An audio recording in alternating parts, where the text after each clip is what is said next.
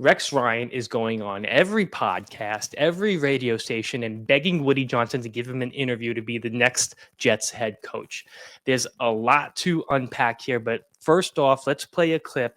He was on the Bart and Hahn show on ESPN. Let's hear what Rex had to say in his own words.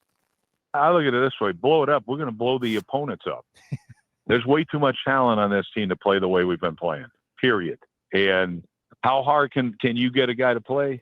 That's the thing. Like, nobody's seen a team going to play the way as hard as this team's going to play in the future. Trust me, if I'm the guy. Trust me. And that's going to be it. That's what's going to separate me from all these other guys you're going to bring in. You know, your Grudens, your whoever, whatever. Give me a break. They ain't New York Jets. I'm all about the Jets.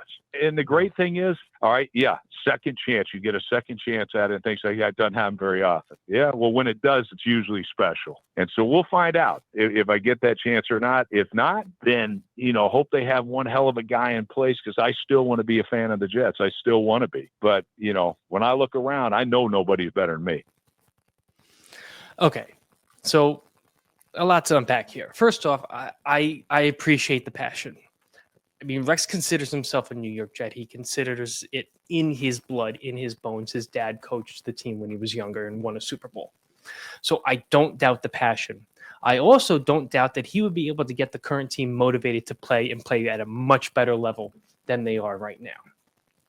But the biggest issue with Rex Ryan is that he's not a very good talent evaluator. That's always been the problem with him. That was his problem and his downfall here. That was his downfall in Buffalo.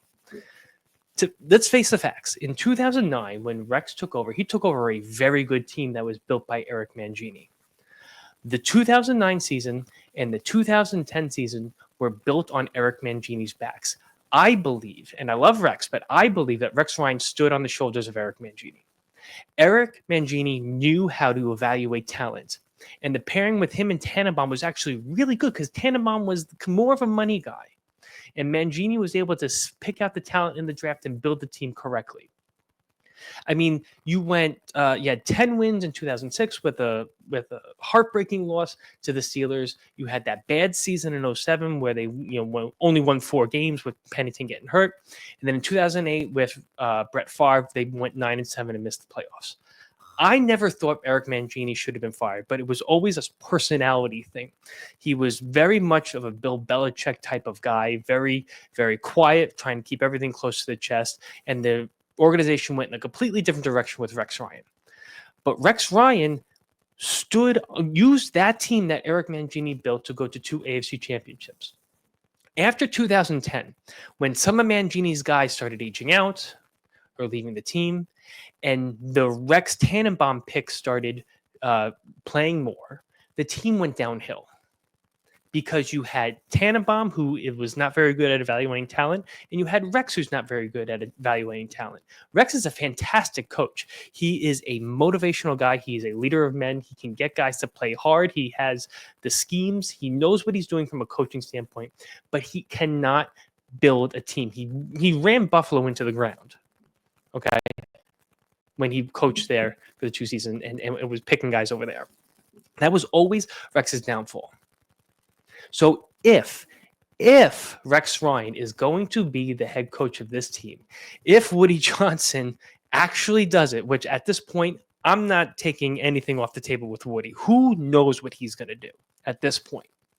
But if he's going to be the coach, he has to be paired with a GM that can evaluate talent and build a proper roster.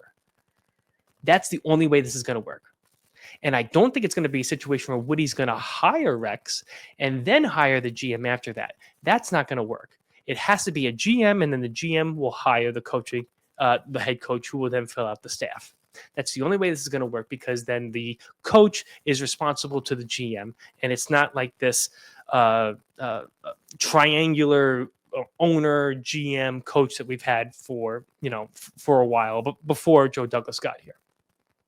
That's the only way it's going to work with Rex. That's the only way. Again, I love Rex. I think he is a great football mind. I would be concerned with who he would bring in here, because I don't know if he still has the contacts that you would expect him to still have. But let's be honest. I would hire Eric Mangini quicker than I would hire Rex Ryan, because I think he knows how to build a roster and he knows how to see talent in the draft and in college and bring them up. That's what I would do. But I understand why people would want Rex, because he has been the only person to give us anything to cheer about in the last decade plus. Well, yeah, in the last 14, 15 years. He's the only one to come in here and actually win and get us close. I understand the emotional standpoint of it, but it's a hard sell because he's been out of the league for so long. And he's got a cushy job with ESPN. He doesn't have to do this.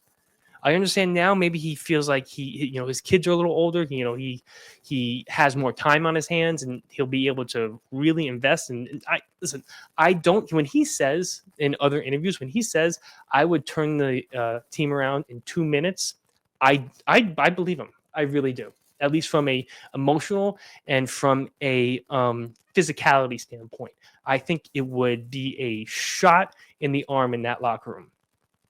But if for some reason it happens, he's got to be paired up with someone who knows how to build a roster. Because let's face it, he doesn't. The combination of Rex Ryan and Tannenbaum gave us Tim Tebow running fake punts in 2012. Okay, let's not forget about this. All right? Always remember that. So it has to be paired with someone who knows what they're doing to build a roster. That's my opinion. Let me know what you guys think.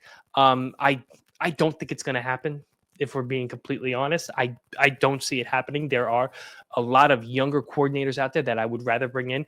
Other veteran head coaches who have been head coaches like Vrabel that I would bring in first before talking to Rex Ryan. But who knows? Maybe it's such a bad destination here that Rex is the only person that wants the job. That could be a possibility. Who knows? Who knows? It's going to be a wild off season, and we're going to be here bringing it all to you. So let's see what happens.